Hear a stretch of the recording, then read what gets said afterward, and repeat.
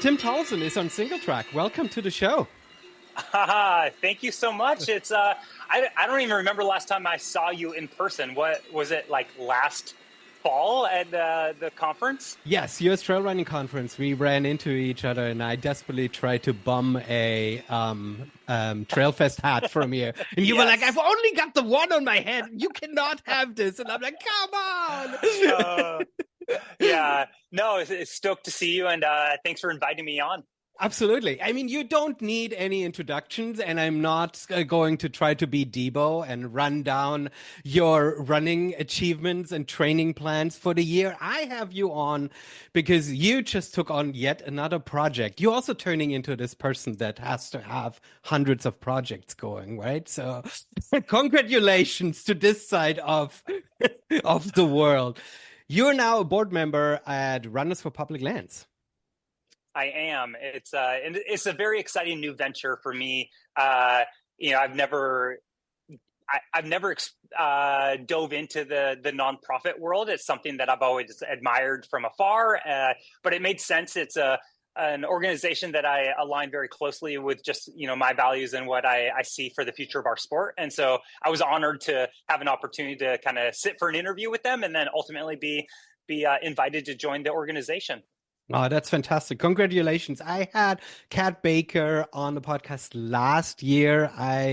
We did some work with Runners for Public Lands with the Trail Running Film Festival. And so I got to know the organization, and Runners for Public Lands is hosting the film festival in Ventura and I think in San Diego every year. So we're very familiar with that from that end. But Kat also always mentioned that she had a booth at Mammoth Trail Fest, and she always spoke so highly of that partnership and relationship and just atmosphere up there. So that seemed like a great fit for you to join them. Yeah, I'm really honestly stoked. I have had them on site at Trailfest for 3 straight years, and something we've tried to do with Trailfest is, make it more of an opportunity for people to connect and be educated on important issues. And so that first year that they came in 2022, we had our sort of premier Saturday night dedicated to our 3 nonprofits that were on site, which was Runners for Public Lands, Friends of the Inyo, and Footprints Running Camp. And the 3 of them basically, kind of took the stage to both educate and answer questions of anyone in attendance about, like, these important issues that we should all be more cognizant of. So it's wonderful to now kind of be on the other side, working with them on some important issues that we see in our space. Yeah, no, absolutely. You wrote Runs for Public Lands, published an article, and then you send it out to a bunch of race directors about sort of what's coming down the pipe. I never know what the vessel is that is coming down, but what we're supposed to be facing or possibly be facing next year with budget shortfalls in National Forest Agency. And before we dive into that, this prompted actually a conversation that I had on Saturday on a longish run with a friend of mine who, that's how I want to tee this off, who basically sort of confessed to me or was resolved in this for the new year that he is a trail runner, wants to start actually getting involved in trail building and trail maintenance. We were running on an area that is pretty much maintained only by mountain bikers. They, built their berms and jumps but also actually maintain the trails. And we as trail runners, we don't have this whole first dig then ride kind of mentality that the mountain bikers have. And so I hope that we can sort of get to this as trail runners before we are forced, and next year we might just need to get forced into this, right? Absolutely. You highlight a very important issue where I think historically, as runners and trail runners, we have never had to fight for access really to the lands that we recreate on, where a lot of those user groups, like you described, that might be wheeled, users, mountain bikes, 4-wheel drive, different, even horseback, equestrian riders, they've had to really advocate for their access to areas and like protect, their ability to use these spaces. And as runners, we've kind of taken it for granted historically, where we just assume like all we do is put on a pair of shoes, go out, and we don't really have a negative impact on the lands. But the reality is, we need to be part of those conversations to advocate for spaces that we love, and then also be good partners and stewards of these resources that we are utilizing. And I think that, what we'll talk about, with the budget shortfalls for 2025 of the U.S. Forest Service, it's probably a good opportunity, maybe a rallying cry where we can get runners and race directors involved and more cognizant of this important issue. And hopefully we are part of those conversations moving forward. And we are, we have that philosophy, as you said, like dig then ride, or like, hey, let's dig then shred. We need to kind of embrace this culturally as a user group of these lands. Yeah, it is sort of an interesting challenge. The mountain bikers, sometimes they go out digging. That's always sort of my perspective, because they want to build the jumps too, right? They're preparing their specific trails, and we've always been like, yeah, if there's a tree down, we just jump over it, right? We are not really running with a saw in our backpack and sort of thinking about how to clear the trails and keep them sort of clean and prepared. Lay out now sort of what is sort of the challenges that we are facing, because that's obviously more than just we might see a couple down trees that might have unforeseen consequences, that is especially sort of what that article that Runners for Public Lands published was highlighting, and why we can't just wait until the trees are on the trail, right? Absolutely. I think we do need to take a proactive, collective approach to this. And I don't know, I would even start by saying, as a user group, as runners, in the US, I believe it's somewhere around 60 plus million people in the US identify as runners. And so that makes us the largest, most diverse, and frequently outdoor user group in the country. And that means that we collectively have a very powerful voice if we can come together and kind of use that for good. And as we spoke to, maybe in the past, we've kind of just taken, in the sense that we go out and we run and we recreate on these areas, but we don't necessarily give back in much of we don't have much of an effort in giving back there. Now, that's an overgeneralization. There are amazing groups out there, nonprofits, or even just volunteers that are constantly giving back to their local spaces and helping with the maintenance of the trails or cleanup. But I think generally speaking, runners have been viewed, and it rightfully so, as a user group that essentially isn't contributing to the maintenance of these trails and spaces the way the mountain bikers are, or the other user groups. And I think that now it's a really important time that we can collectively, as that 60 million plus user base, be good partners to the Forest Service or the other land managers, and display and demonstrate that we are committed, that we do want to be part of the solution in maintaining and preserving these spaces, and hopefully allowing more equitable access to other user groups, or other demographics in the running community that want to access it. So I think it's an important time, or an inflection point in kind of society and in this, sport in general, that we can be part of those conversations and hopefully demonstrate that we are going to be good partners to all of these other land managers, and we aren't going to just be kind of taking and heading out. Mm-hmm, mm-hmm.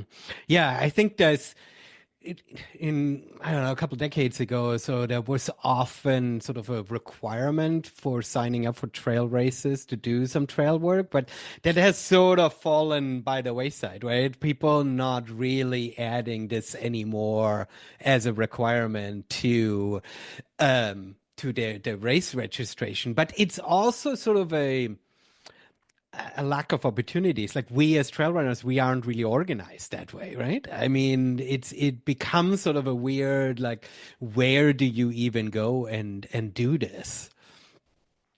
Absolutely. And that can just be the logistics issue, where we have I know many runners that you're describing right now that they have wonderful intention and interest in getting involved, but they feel almost kind of like hamstrung on where do I even start? Hmm. Where do I get involved? And our hope with Runners for Public Lands is that, this current initiative that we're doing with the sign-on letter to Congress is, we can be one of those vehicles for people to access and see the resources available to us as runners and make it, create less friction and easier access for someone that wants to become involved and part of the solution.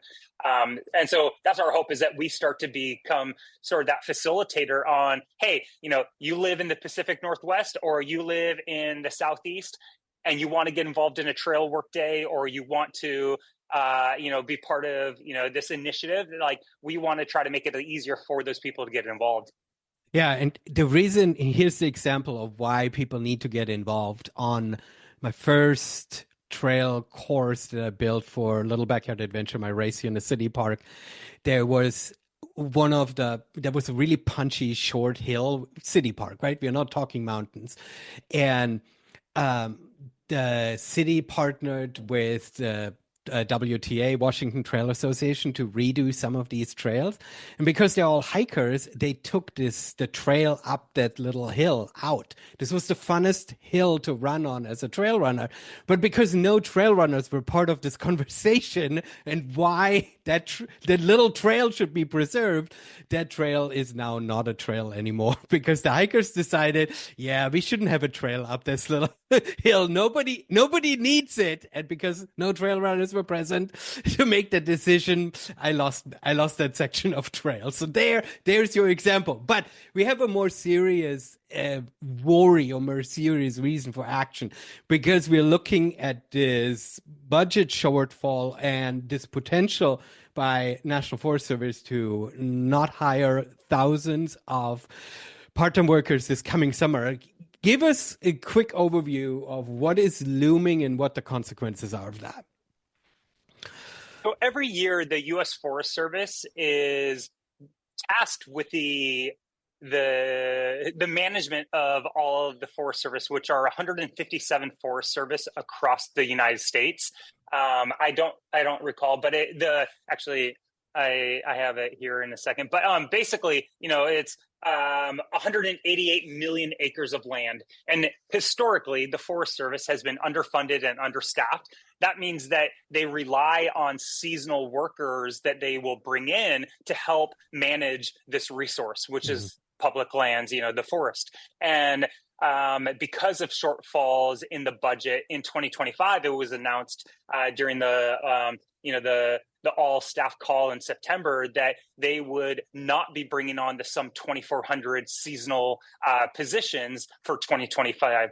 And what that means is that key roles that are typically filled will remain vacant. And that could be stuff from trail maintenance crews, parking, or kiosk attendants at parks, camp hosts, botanists, scientists, and other very critical roles that help basically manage the resource for the Forest Service. And when all of those are vacant, what it can do is impact not only the maintenance and the development of these areas in the Forest Service. It forces the Forest Service to start to prioritize which roles and duties they can focus on for the year, because the chief was very explicit, and he said, hey, we are not going to do more with less. We're just going to have to prioritize Mm-hmm. with the staffing we have which projects we can focus on. And that means that the typical roles that they might be able to be involved with or oversee in a given year just can't happen because they don't have enough staff to manage it. The potential impacts on that for runners or races would be that, your permitting administrator might not be able to get around to your permit, or it might get pushed back. And we've been hearing from select race directors in other forests that there's actually a moratorium on new permits, and basically they're just being put on hold. So the actual ability to host an event in the national forest could be on hold or actually abandoned for 2025, given this shortfall in the budget and the staffing issues. Yeah. So it's basically a two-sided fear, if you want. One side, we might have a few extra trees on the trail, which we potentially could jump in and take care of ourselves, right? I mean, we could build that muscle to say we need to do our part in maintaining these trails and helping out. But there's the other side, which is some of your races might not actually even get permitted because if they decide either they have a backlog and they can't get to your permit, or they've decided that because they foresee that these trails won't be maintained or these campgrounds won't be supported, then they won't even give a permit out for that area. And that has somewhat a much bigger impact on trail runners. We need to focus on both, but the second one, the whole events permitting thing. I mean, perhaps that's my bias because I'm struggling trying to get my permit approved now for this coming year, right? But I mean, that will very much be felt by trail runners all over the country. Absolutely. And I think that's where this is a great opportunity for us as runners, as a user group, that we can demonstrate that we are good partners to the Forest Service and these other land managers, that we want to help maintain things, and to what you said, step in and actually be part of that maintenance. Where my hope would be moving forward, it isn't just a reaction to a budget shortfall, but we are good partners year round, and we are helping to manage the resource that we all love to recreate on. And that hopefully would allow the Forest Service to, tackle other, issues or items on their agenda of things that they're hoping to accomplish. I think back to, I think it was 2022, there was a massive fire in the Auburn area, and it took out, or burned up essentially 20 miles of the Western States course.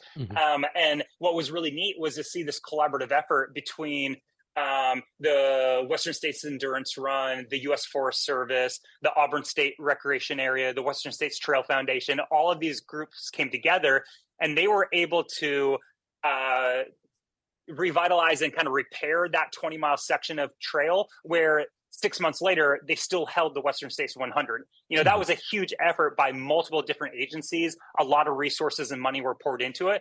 But, this event, the Western States Endurance Run, they demonstrated that they were good partners to the Forest Service, because if it was left to just the Forest Service, I would wager to bet there was no way that was going to happen in a 6-month period. But because they were good partners, they were able to accomplish something that benefited everyone, not just the race, but all the other user groups that go out there and walk or hike or bike, or not bike, but horseback ride on these trails.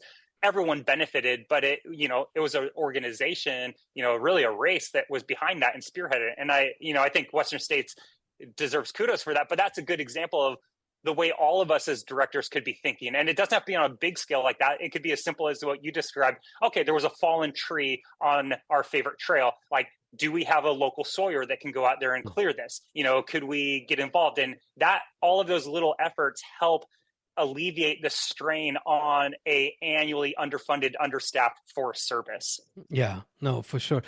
So a couple practical things. Let's do some call to actions here, right? I think one of the easiest ones is, if you listen to this, maybe send a note to your race director that to remind them to check in on their permits. I think that's one of those easy ones, right?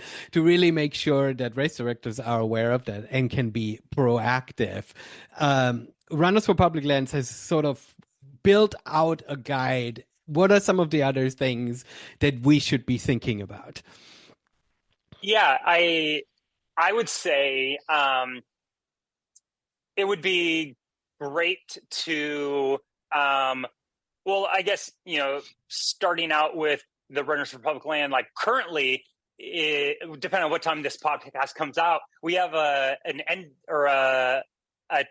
deadline of December 2nd that we have this race director sign-on letter that we're going to be sending to Congress, basically asking them to refund the Forest Service. And the cool thing on this is that, we started this maybe a week and a half ago, and we're already have I think it's over 500 races represented, nearly 100,000 runners represented by those races, and 40 different national forests all represented through the sign-on letter. And I would say if you hear this and your favorite race isn't on that list, and if we'll have a link to it, you can actually look and see if your favorite race is there. I would encourage you to reach out to your race director and be like, hey, like you should sign in on this and join this effort. But basically, I think any of us individually, what we can do is look at the local efforts for trail maintenance. There often you can find it pretty quickly through either your own national forest. You can just even Google search your national forest and see what kind of trail steward days they may have, or other races. What you spoke earlier, how many races used to have required trail maintenance hours before signing up, and it's not necessarily the case as much anymore, but there are a lot of events that still do that, and they're very adamant that, like, hey, we want you to get involved, so they will have scheduled trail days that you could basically hop in on. I think that like basically that goes to the volunteering. Volunteering would be kind of like the number one thing you could do. If you really want to get more involved, I would recommend starting to ask either one of your local race directors, or you can get a contact of the Forest Service, and you can become like a certified like sawyer, or you can get basically approval to start being that kind of super volunteer, where if you see a fallen tree, you could go out and help clear that yourself, which would be huge. I think that supporting agencies that are already doing great work, whether it's Runners for Public Lands or your local nonprofits that have stewardship kind of main focuses and goals, if you even just donate to those organizations, they will have the resources to be able to continue to do more work. But yeah, short term, signing on to our sign on letter to the Congress, or just trying to get more involved with one of those local entities is probably the most important thing to do. How do we get people more involved? Do we need to petition Strava to add an activity that is trail maintenance so people can log their volunteer hours and post it on Strava, right? Because my training plan is full, right? I have to like wrestle with my coach and saying, I'm not going to go on this long run on Saturday. I'm going out volunteering, but then I'm not tracking it anywhere. So it didn't really happen. I need to find a way of sort of publicize and communicate that I'm doing this work so it becomes sexy, right? I mean, we sort of have to find a way of building this into our DNA as runners, that in the same way the mountain bikers often have sort of these beautiful films that they shoot where people whizzes through the forest and jumps, but there is a clear element where Yes, they're digging and building and preparing their trails for it, right? And we don't have these visuals, right? I mean, you it's mentioned true. Western states. Theirs is probably one of the only key examples of where the connection between them maintaining their trail that is historically always been the route that they are taking and valuing that land. But we in general, we don't really talk about it, right? We don't really share it. Yeah, because you're right. If we and it goes back, like, that's probably just like marketing 101. If we care, we share. Yeah, So like, how right. do we like connect to someone? And so maybe we need to have like a sexy calendar of trail stewards where we're out there, yeah, like rocking our chainsaws. But you're spot on. Like, how do we get people to care and incentivize us to share it? Or, is it, some sort of gamification of like, these benefits of getting involved in, because I think in general, the trail community, we do care. Like, people will care. They want to get involved. But to your point, sometimes it's overwhelming. We don't know where to start, or we're just short on our own bandwidth. Like, yeah, like I need to get my own training run in, and I have a family and a job. So where am I going to fit this stuff in? But I think if we can make it accessible and palatable, we could get more and more people in. And yeah, I think that is the great challenge. And I'm open to people's suggestions on how to make that happen. I think locally, like in Mammoth, what we're seeing is we try to mimic what you were describing with the mountain bike culture, where we have like trail days where everyone's going to come together, and then afterwards we have drinks and food and like kind of make it, kind of a hangout. So it's very social, and you see the direct results of your efforts. But trying to cultivate that as part of our ethos or not even called, like maybe reignite it, because it's always been there in trail. Anyone that's been around the community for a long time would speak to all these examples of how, if we think about like, there's always talk of, okay, how, as the sport grows, how are we going to maintain our ethos and values that are important? And one of those often will be like, the volunteerism or the give back on trail stewardship. And those were very important and are still very important aspects of our trail community. And I think as our sport grows, it's a perfect opportunity to meet people as they come in and like let them know, hey, this is really important. Like we come, we shred, we have great time at events, but also what we do is we volunteer, we give back, we help out with these events, or with the maintenance of our trails. And I think we have an opportunity to hopefully pass those values on to anyone coming into the space. Mm-hmm. And then you're making a good point, right? I mean, it is in our DNA to have our sport be more holistic and not just selfishly focused on us running races. So we've always been able to get volunteers for our events, and volunteerism is very sexy at aid stations. But we found visuals to make helping out at events, showing up on race day, something that is desirable, which is great, right? And so we just need to expand that scope and saying, and also we need to include these other activities. And not just at race day, which is super valuable and appreciated. We as race directors, we couldn't do this without people coming and, sitting for hours in weird, inhospitable places and making runners feel welcome and amazing. But we do sort of need to find a way of sort of broadening this a little bit. Tell me a little bit more about your efforts in Mammoth, because Mammoth in many ways is remote. And so the people that you're getting to come for trail days are locals, right? I mean, you're not going to get somebody to come in to fly in. They fly in for the race, but they don't fly in for trail day. So explain to me a little bit, and kind of perhaps go one step out and explain Mammoth as a community and the trail network a little bit. How does this sort of interplay? Because I think that's sort of what it comes down to. This is a global and national conversation, but ultimately we need to care about the trails right in front of us. That's where the difference is made, right? Absolutely. And so Mammoth we're a resort community tucked high in the Eastern Sierra, part of the Sierra Nevada range in California. The town itself is about 8,000 feet. Our ski area tops out at 11,053 feet. It's the highest ski resort in California. And historically, we're a very tourist-based economy. So people come to recreate, mainly skiing, but year-round offerings do exist. And so we are a community set up to basically welcome tourists to recreate, and that helps sustain our economy. Being that we are a tourist-based economy and like community, a lot of our stuff is designed to offering these great experiences to the visitor, and that's an incredible network of trails. And that has been maintained primarily from the Forest Service, but over the years there are a lot of local agencies that have started to pop up, and they exist to maintain and help with that recreation effort, both locally but also welcoming the visitors.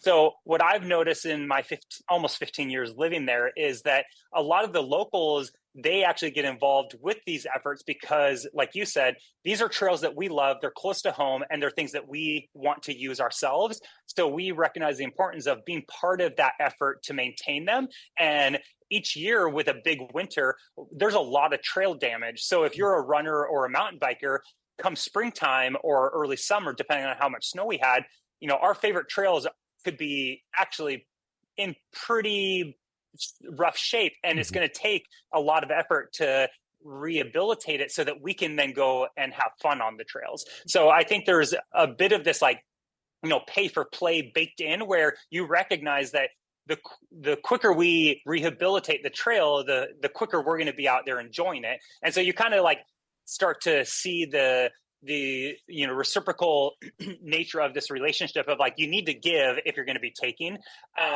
And we definitely do not have out of towner. Oh, I shouldn't say definitely. Our main volunteerism group are going to be the locals. We don't have people flying in, as you said. But what we have done, like, through Trailfest or other events locally, is try to use it as an opportunity to educate any of the visitors that are recreating on our trails that, like, hey, like, this is something that doesn't come for free. And yeah, you don't need to be working or volunteering here, but it's something you should be considering when you go home to your area. And if there are spaces that you like to recreate on, think about like what you could do to give back to those spaces. But even locally, like, it's something that we continually are developing efforts and sort of initiatives on how we get more people involved.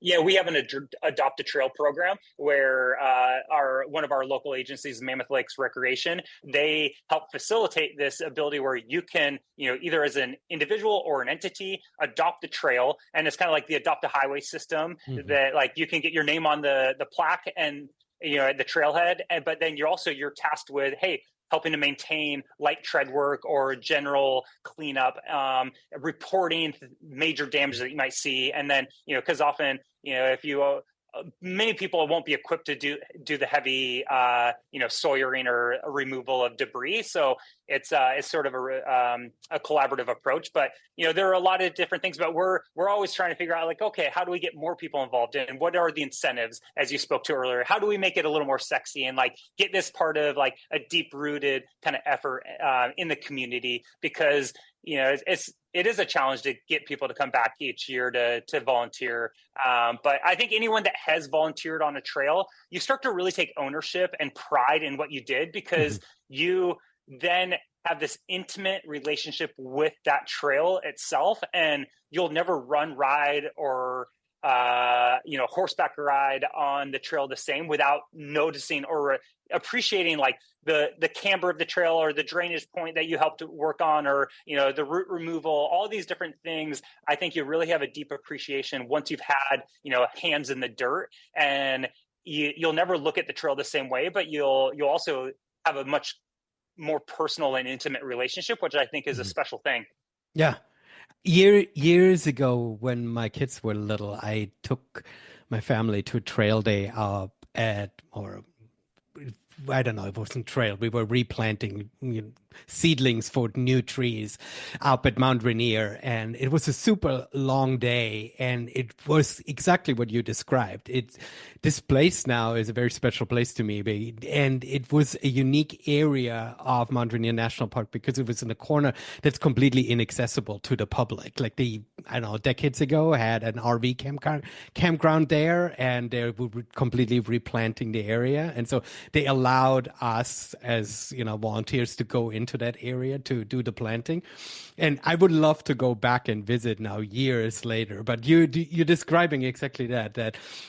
And this is part of the marketing that we need to do, right? We need to talk about that trail work, not just as a need, but also as this connection that we're creating with the land, and how special it is when we have these kind of experiences, because it gives us an opportunity, especially as runners, where we move so quick often, right? We sort of spend a completely different, our mind or our senses are completely different when we're on the trail with some time, and we're actually spending, I don't know, 2 hours in the same corner fixing something up or so, right? I mean, it gives you a completely different perspective on the area that you are recreating and working on, in a sense, right? Absolutely. We need to slow down in general, but it's a great excuse to slow down. It's Yeah. and take an appreciation for the land that you're on and what it actually offers. It's Yeah. you'll never look at it the same way, that's for sure. No, absolutely. I think that's sort of the marketing slogan. That's what we need to run with, right? It's a marketing problem. we because there's no shortage of people, and like we said earlier, I genuinely do believe we as individuals want to help and do good in our communities. But I think that it also can be intimidating, because think about it, like, if someone's like, hey, let's go do trail days, you have this idea of like someone out there with chainsaws and like, McLeods, and like you're doing like this. It could be as simple as like, no, we're going to go and just do like some general, like, pick up twigs and like clean some debris and pick up trash. And I think like removing possibly that that stigma of trail days means like heavy equipment and lifting and like dry stack rocks and all this kind of stuff isn't necessarily the case, but it's more maybe how we approach in the messaging around it, like to make it a little more inviting and friendly and be like, hey, you can have zero experience and you're going to come out to your local trail day, and they're going to provide you the resources, education, and opportunity to get involved and make a difference. Yeah. And sometimes it's fun. You get to use a tool that you've never used before, right? I mean, Yeah. you might get blisters. You might feel it for a few days after because you're exercising muscles that you don't usually use, but it sometimes can be fun. And the social aspect is always really important too, right? I mean, you're never out there by yourself, right? I mean, usually trail days is always that you are working in a group. You always have enough time to chat and share and stuff. So it's not like you're working yourself to the bone all by yourself in this remote area, right? I mean, it is a very social piece to it, right? Tell me a little bit more. I'm going to take this conversation a little bit broader and want to talk a little bit about Trailfest. You've lived in the community. When you approached your community, how was the reception? Because I think here in the US, getting permits for a race can be either completely transactional, you just fill out a form online, you get your permit, and you're on your way, or it becomes a very communal, sort of collaborative effort, which can be challenging too if people don't like your idea, right? You have to sort of punch through a lot of walls in order to get yourself there. How was the reception when you approached the community? Because you clearly not just build a half-day event on trails. You're now involving the entire community in that experience. How was that when you approached the powers that be with that the idea? From what you described, it falls into the latter in the sense of trying to really get everyone involved and kind of show the value of what it would provide our community and take their opinions and suggestions and input very seriously to make sure that we represented the interests of everyone involved. Where, as a race director, I can come in and be like, this idea or vision is like, hey, this is it. But the reality of making that become reality, or making that successful and sustainable, is going to be, it needs to align with all the other users involved. And for us locally, that would be, obviously our Forest Service is the most important partner.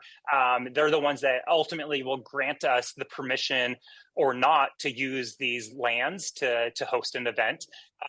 Then, we have, being a tourist-based economy, our tourism board here locally in Mammoth is a really important partner. The Mammoth Mountain Skiers, since we use some of their resources and land for our events.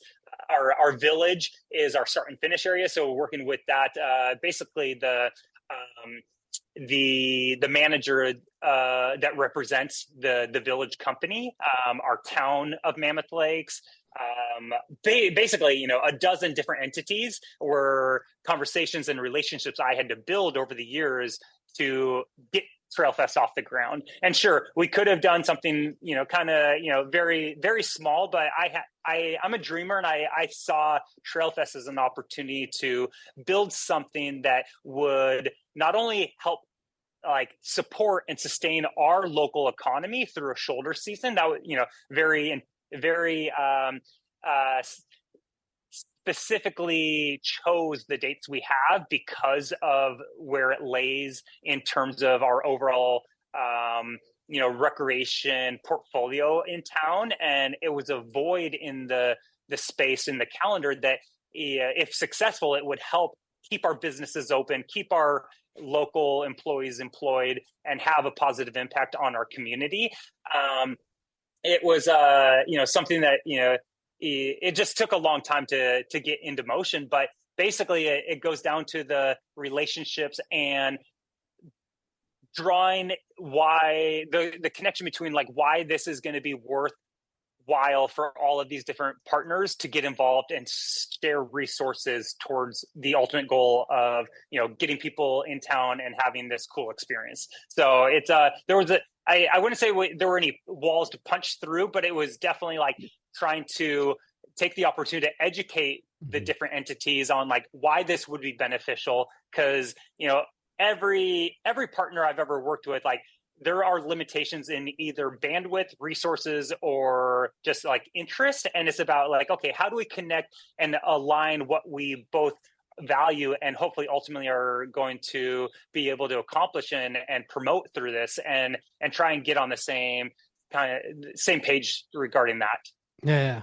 Oh, this sounds fascinating, and it I'm partially jealous because I grew up in Europe. I understand these mountain towns and their tourist-based economies and their focus on doing this. I mean, many of the big races in Europe have started as a clear tourism play, right? As a way of bringing people into hotel beds and into restaurants, right? And over here in many towns, even the ones that have since grown into a tourist destination, the angle of why bringing tourism in is still not fully considered. Often it's just like, as long as my Airbnb is filled, I'm good, right? There isn't really that larger understanding. And if you're in a community where you can tell that angle without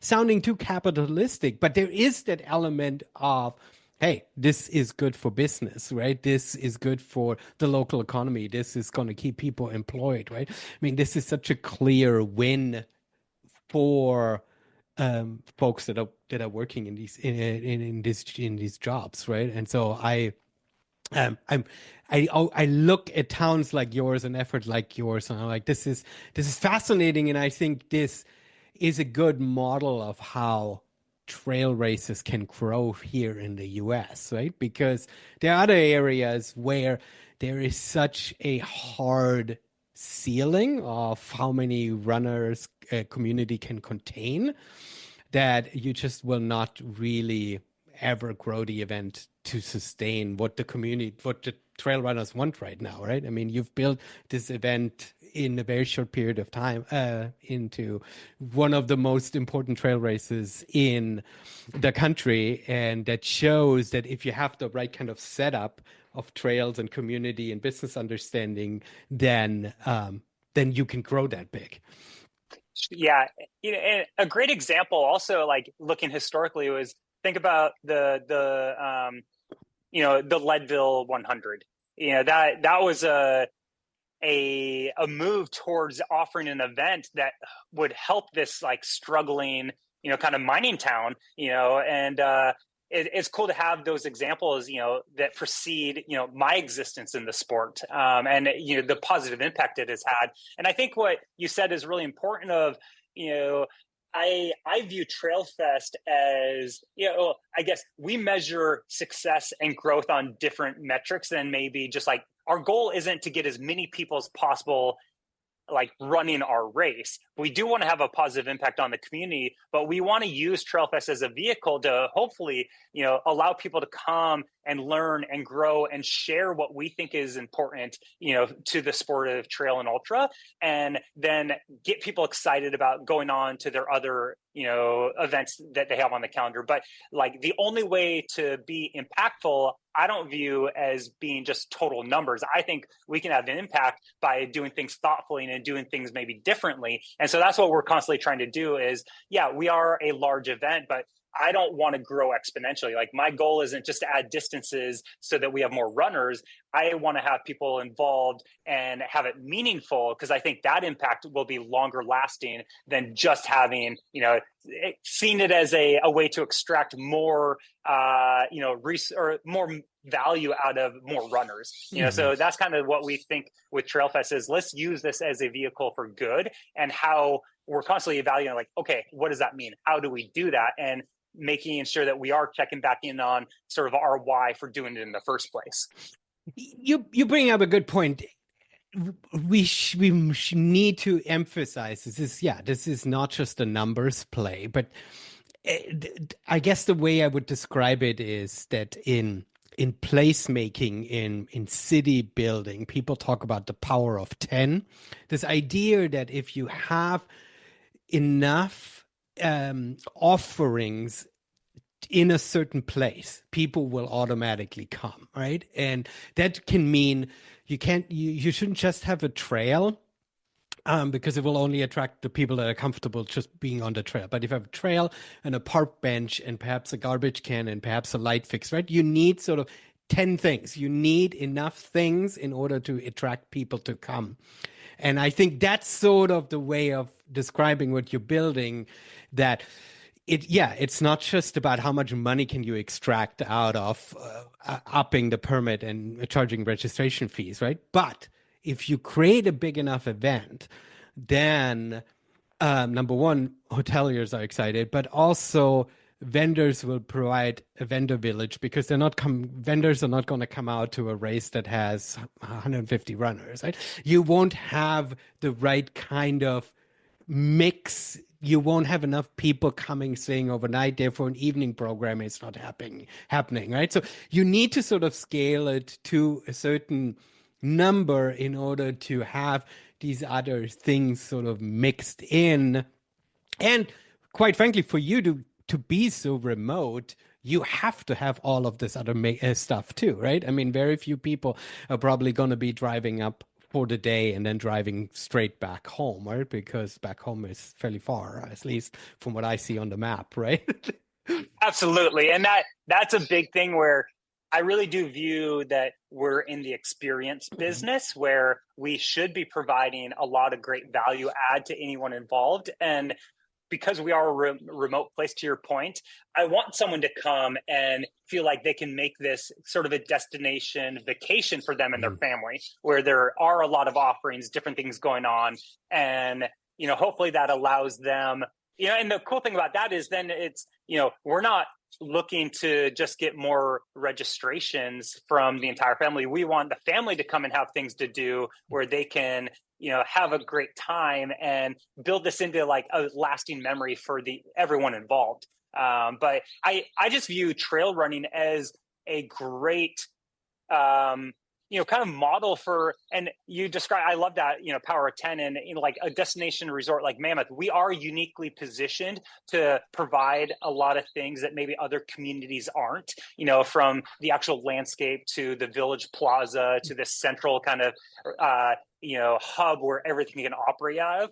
But I believe that trail running across the US has the opportunity to still provide a really cool, unique experience to our community of runners and in different flares to what makes that locale special and unique, and finding out a way of like, how do we showcase these different communities? I think that it would be in the best interest of like those local entities, like let's say any tourism board for a town or a municipality to kind of get involved, because you could see the positive impact of like bringing an event that is promoting a very healthy, welcoming activity. I think that's something that's going to benefit the community in general. And so I have this working thesis that, you don't necessarily need to have, this picturesque terrain to have a cool event. I think it could exist anywhere across the country. It's about like, how do we basically just lean into what makes our space unique and get the right people involved to make it happen? Because really, I find people in like all the feedback forms we have from Trailfest, like, sure, people love our terrain. They love the fact that there's multi-days. And like you said, our vendors find incredible value because there's so many people on site that they can connect with, and it makes sense for them to travel and send resources. But at the heart of almost all of our feedback forms, it's the community that people resonate with. And that community can be anywhere. And it's basically just, you need to collectively gather people with, similar interests or, not competing interests, but different, you just need to have a space that allows people to gather to be able to connect and converse. And that's what we're seeking, is that like actual connection with people. And I think trail running in general can be a hub for that anywhere across the country. Yeah, you exactly. You make a good point. You are not creating the quintessential trail race. You're utilizing exactly what your community is offering. You have the hotel beds that are empty, so you can have lots of people come, and you have a village plaza, so a start and finish line makes sense. You can absolutely have a trail race on some dirty, dusty country road, and you have an incredible experience there, right? Yeah. But you need to lean then into that experience, and you need to lean into the community that established itself on these trails and in this environment, right? So no, I totally get that. I sometimes, as a European, I fall a little bit too far on the off the horse on the side of like, let's build it big, let's serve espresso at every aid station. But I mean, that's not a bad idea. Espresso at every aid station. It's well, I'm putting you on the spot now. On I think the last Free Trail episode, you teased something. I don't know for something new for Trailfest. I'm just gonna say it's been a few weeks. Has there been any developments? well, there's always developments, whether it's public facing. That's the question. Nothing that I can share in the moment, but coming out in December, there will be some announcements, which is exciting. So if interested, or to the curious cat, kind of keep your ears open, because you'll start to see things trickle out over the next couple weeks. But definitely, that sort of goes back to the community aspect. I'm always thinking about, okay, how do we welcome or offer something to different parts of our community and make it valuable to them? And it's not always about just growing bigger and bigger and bigger. It is about maybe like being selective on what we can offer, and hopefully it is appealing to someone that is maybe in one of those niche corners of the sport. And so I just love the idea of connecting people across the trail community, from the beginner to the elite, from the insane some distance we don't understand to the 5K. I think it's cool to continually marry all corners of our community together when possible. It is one of the most fascinating, as a builder, as a creator, it's one of the most fascinating challenges that the second you sort of build something and it's good, you immediately create this as a baseline and you say, what is the next thing that needs to be on top? It's very tough to stay excited about what has been established. Yeah. Right? It's good and it's established and it's working, but this motivation inside of us grows from, ooh, what's the next thing we can add on? Yeah. And, to that, one thing I try to remind myself, because I'm the same. And I think you're probably describing the, human condition of like, we want something new and shiny. And we always are kind of like curious about what's around the next bend. But what's cool is when you reframe it as, our sport is growing, 10 to 15% year over year in participation. And I think it's really neat, the fact that even if you are continuing to offer a very similar product year after year, you will be the first touch point to someone the next year. Their very first experience in the world of trail and ultra could be your event. And so even if you or your team might feel like, yeah, we've been doing this for a couple years or 10 years or 20 years, you're still going to be brand new to someone. And you have that opportunity to be that first experience for them. And that's a really special, that's a special thing. And also something I don't think we should take for granted, that we have that opportunity to welcome someone into the sport.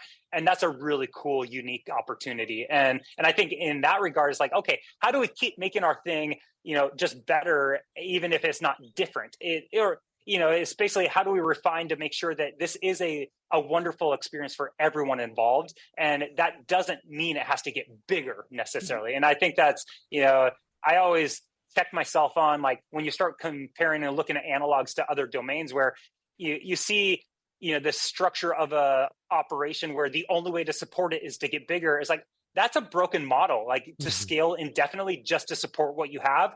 that, especially if we're bringing it back to the top of the conversation with like the resource, that's not going to work for our public lands. Like we can't exponentially, just keep, scaling, but we do know there are more people coming in every year. So it's like, how do we thoughtfully allow opportunity, to accommodate these new things? Because these new user groups, I think we should be trying to encourage as many people as possible to get on trail, but then we have to be thoughtful of what that means from an environmental standpoint. Because obviously every footfall on the public or on, the resource or on the Forest Service land or any, land, it's going to have an impact. But it's like, how do we manage that? I think is the big question.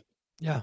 You're such a great voice in our sport as somebody who's an elite runner who's experienced races at the spear end of the sport all over the world, but having a heart and passion for new and everyday runners. Like you're not just talking about how do we get more elites into the sport and how do we get elites to get paid better, which is all an important question. But our sport is growing on the base, right? There are new people that come into the sport, and speaking to them, it sounds like a pyramid scheme. If we build the base up, then the top, of course. No, I'm not trying to say that.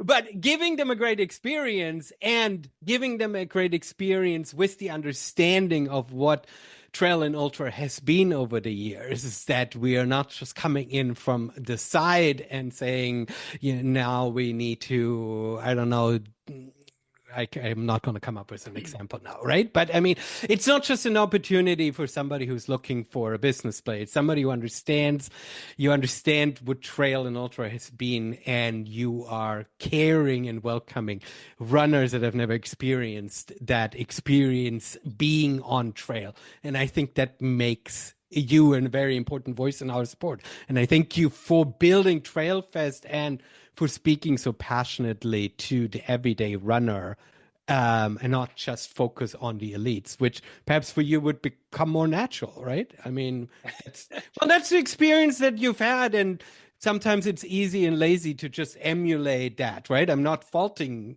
somebody for doing that. Thinking broader is noble. I think to me, it just makes sense in that, like, I don't view any runner or any individual that makes up our community as deserving or having inherently more value than another. We're all in it doing the same thing, and we should all be celebrated. And that's the cool thing about, I think, running in general, is it is very much a participatory sport still. And we do have the elite level in every discipline, but really it's the masses and the newcomers that really are building the sport year over year. And I think that it's important that we meet people where they're at and make sure that they have a good experience. And it's to me, it's just a no-brainer. It's and those conversations and the ability to share the sport that I love with others, I mean, I find more joy in that than like talking to one of my colleagues about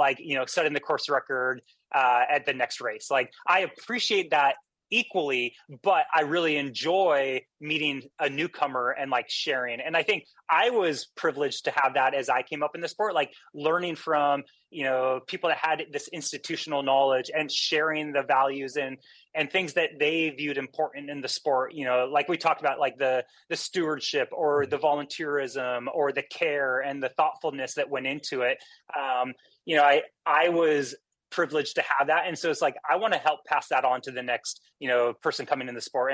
And I know there's a lot of talk of as the sport grows, are we going to lose what, the sport is about? And ultimately I think it's, each generation is going to have their own view of what the sport is. But my hope would be some of those core first principles are passed on generation to generation. And they are things like that, okay, how do we be good stewards or volunteers of these spaces, the events, or the people that are involved, and so that we don't burn up those precious resources. I think that's something that I am an eternal optimist, so I like to think that that's going to happen. But also being, a realist on the we have to make a concerted effort to maintain things that we care about, and so that's going to be on all of us to kind of share the responsibility. Mm-hmm. No, amazing said, amazing way to finish it off. Before you go, we'll put your Instagram handle in, we put Trailfest and link that as well. But we have some call to actions that we had earlier and we should review. Um, for folks, I'll make sure this episode goes out before December 2nd. So for folks who are inspired and interested, what do they need to do? They need to volunteer and actually do some trail work and figure out where they can do it in their local community. That's highest priority. But also, go to runnersforpubliclands.org, I would assume, right? And find that petition and send it to their race director. They can't sign it themselves, right? It's a race director thing.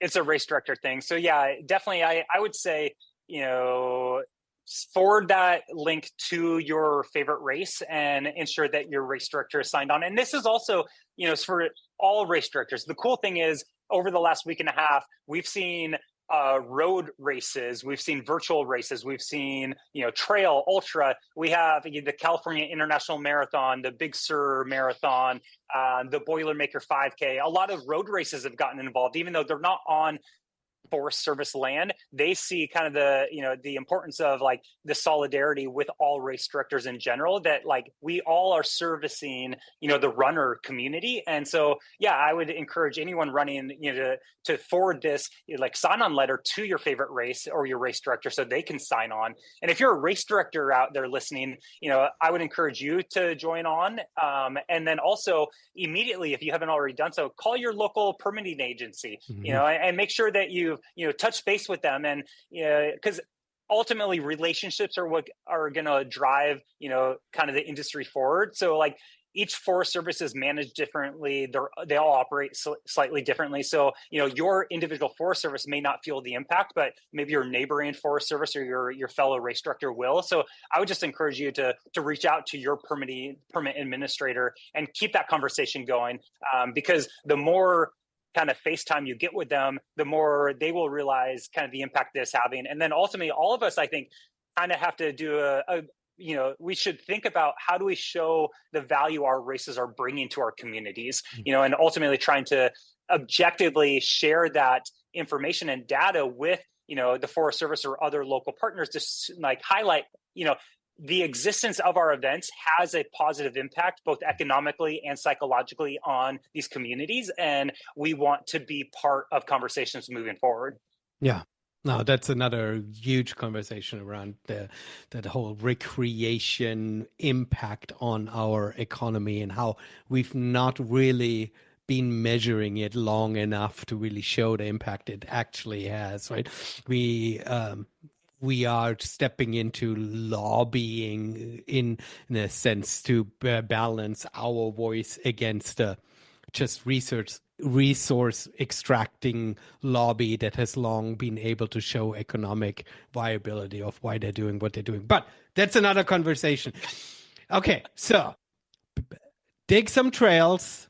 Go to Runners for Public Lands. Those are the Don't start digging until you get approval, though. Don't, it's a good idea, right? You shouldn't just go out with a shovel and just dig your favorite trail. Okay, that might get you in trouble. Okay, yeah, figure out the local organization that hosts trail days, city park, recreation departments, nonprofits that are caring about these sort of things in their community. And then I guess we need to work on a sexy trail work calendar or something. Right? Is that the next think you and I can start. We'll get that going in 2025 or beyond. Can you just imagine? It's you have this chainsaw. I think we're onto something. Oh my gosh, that is the worst and the best. Tim, thank you so much. Happy Thanksgiving to you and holidays and everything else that we celebrate in this country. And it was an absolute pleasure talking to you, and I'll see you on the trail sometime. Absolutely. Thank you so much for having me.